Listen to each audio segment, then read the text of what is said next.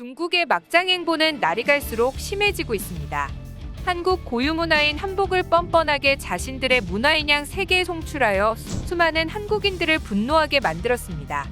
개막식 당시 한국에 송출된 장면은 이것 정도밖에 알려져 있지 않지만 중국이 한국에만 송출시키지 않고 전 세계로 송출시켰던 영상이 있었는데 해당 영상에서 중국은 한국의 한복, 한식, 김치, 사물놀이 등 한국 고유의 문화를 자신들의 문화인 것 마냥 전 세계에 송출을 해버리는 만행을 저질렀습니다.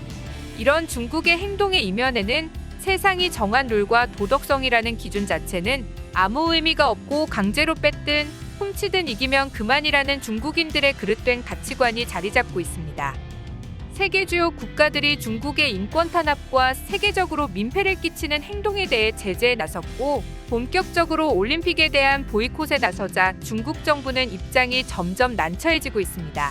세계 각지에서 쏟아지는 중국에 대한 제재로 중국의 경제는 어려워지고 있고 시진핑의 개혁도 실패를 거듭하여 중국 내부의 분위기가 영 좋지 않은 상황입니다.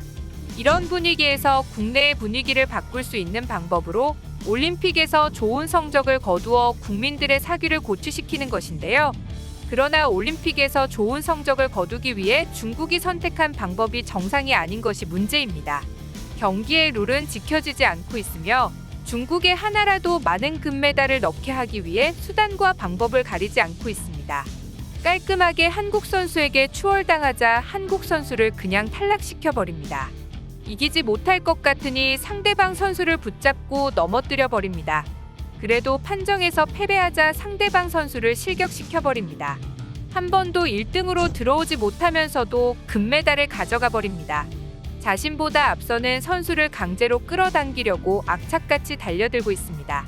하다 이제는 경기장의 블럭을 상대에게 밀어버려 넘어뜨립니다. 이 경기들의 공통점이 있다면 반칙은 중국 선수가 했지만 중국 선수에게는 아무런 페널티가 가해지지 않았습니다. 오히려 피해를 받은 상대편 선수들에게 페널티를 적용하고 탈락시키는 만행을 저질렀죠. 남자 쇼트트랙 1000m에서 단 한 번도 1위로 들어오지 못했으면서도 런츠웨이는 금메달을 가져갔습니다. 진짜 가관인 것은 중국 국민들의 반응입니다. 보통 이런 식으로 떳떳하지 못한 우승을 한다거나 승리를 가져가면 찝찝해하거나 당당해지지 못하는 것이 일반적인 사람들의 반응입니다. 하지만 중국인들의 상식은 일반적인 사람들의 상식과는 많이 다릅니다. 불공정한 시합으로 이겨도 오히려 기뻐하며 중국 만세를 외칩니다. 시합의 내용보다 결과가 더 중요하다고 여기는 것이 중국인들의 마인드입니다. 가령 시합에 반칙을 했건 잘못된 판정이 있었던 중국이 이기면 그만이다라는 마인드를 가지고 있습니다. 중국인들도 시합이 잘못되었다는 것은 알고 있습니다. 하지만 그 결과를 대하는 태도가 굉장히 충격적입니다. 우리 중국이 대단한 나라이기 때문에 시합 내용도 좌지우지할 수 있다. 우리 중국은 대국이라 시합 결과를 조작해도 될 정도로 대단한 나라야. 라는 마인드를 가지고 있는 것입니다. 그렇기에 이 경기의 내용에 대해 항의하던 한국인들에 대해 적반하장의 태도를 취할 수 있는 것입니다. 중국인들에게는 시합의 내용이 잘못됐다는 것은 중요한 것이 아닙니다. 중국인들에게 중요한 것은 어디 감히 소국인 한국 따위가 중국에게 대드냐라는 이상한 마인드입니다. 문화대혁명과 천안문 사태 이후 도덕심이 사라진 중국의 현주소가 바로 지금의 중국인들입니다.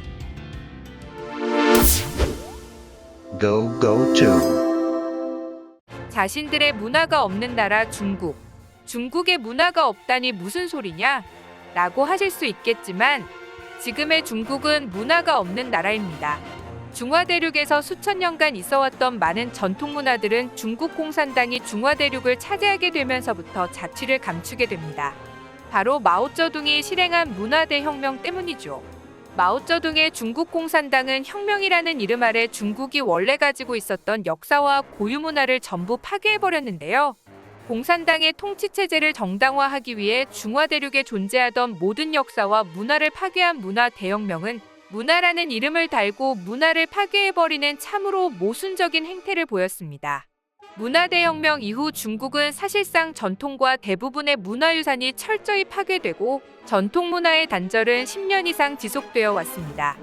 20년의 기간 동안 중국 전통 문화의 기반이 통째로 무너졌으며 한족뿐만이 아니라 소수민족들과 고구려, 발해 등의 유적들을 대규모로 파괴하는 만행을 저질렀습니다. 이러한 행위는 사실 마오쩌둥이 자신의 권력을 지키기 위해 수많은 국민을 부추겨 나라를 박살내버린 것으로 이후 중국은 문화적으로 내세울 것이 없는 별볼일 없는 나라가 되어버립니다.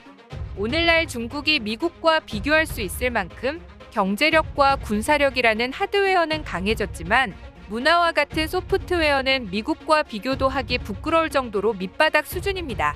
중국이 짝퉁과 표절공화국이 된 것은 스스로 내세울 문화나 기획력이 없기 때문으로 자신들 스스로는 방송 프로그램도 제대로 기획하지 못해서 다른 나라의 미디어 콘텐츠를 그대로 베끼기만 하는 수준이 되어버렸습니다.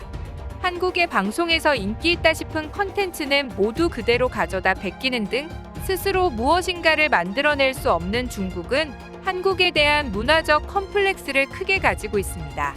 이번 올림픽 개막식에서 보여준 중국의 한국 문화 훔치기도 한국에 대한 문화적 열등감으로 해석할 수 있습니다. 한류 문화를 통해 한국의 컨텐츠는 세계에서 큰 인기를 몰아가고 있는 중인데요. 세계적으로 전대미문의 신기록을 달성한 오징어 게임을 시작으로 넷플릭스를 통해 제공되는 한국 드라마 킹덤, 지금 우리 학교는, 지옥 등 많은 K-드라마들은 전 세계적인 히트를 치고 있습니다. BTS를 시작으로 K-팝은 이미 전 세계적으로 수십억 명의 팬들을 거느리고 있습니다.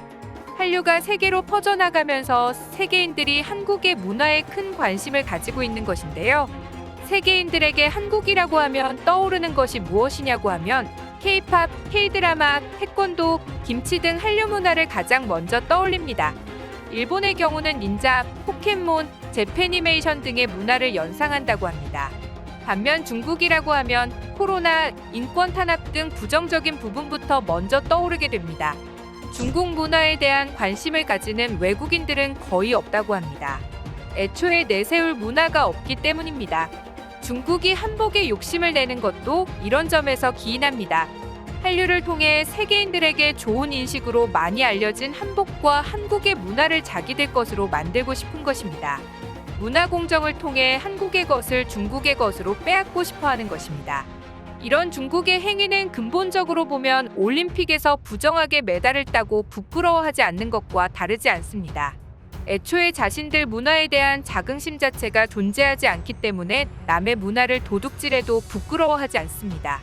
이미 수십 년간 수많은 짝퉁 제품, 짝퉁 문화를 만들어내고도 오히려 당당하던 중국인들의 태도를 보면 이들이 어떤 부류의 사람들인지 이해를 할 수 있게 되죠.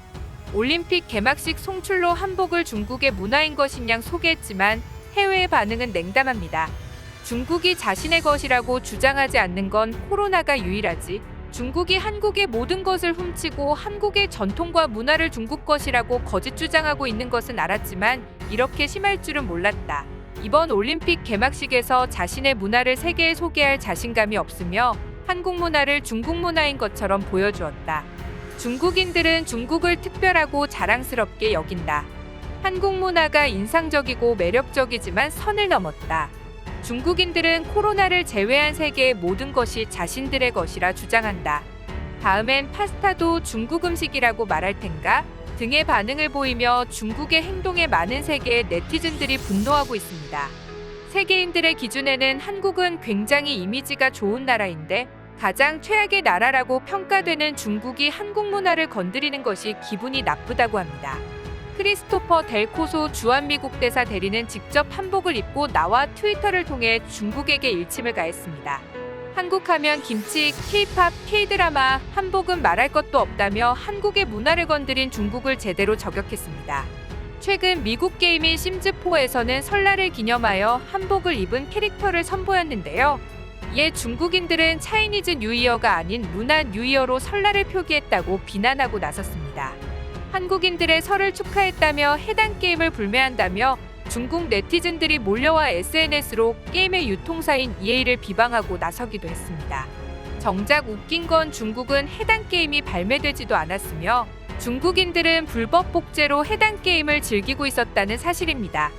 세계인들의 보편적인 윤리 기준이 통하지 않으며 자신들의 문화가 없어 한국 문화를 도둑질하려는 중국. 중국인들은 자신들이 왜 세계적으로 욕을 먹는지 지금도 이해하지 못하고 있습니다. 시청해주셔서 감사합니다. 구독과 좋아요는 양질의 컨텐츠를 만드는 힘이 됩니다.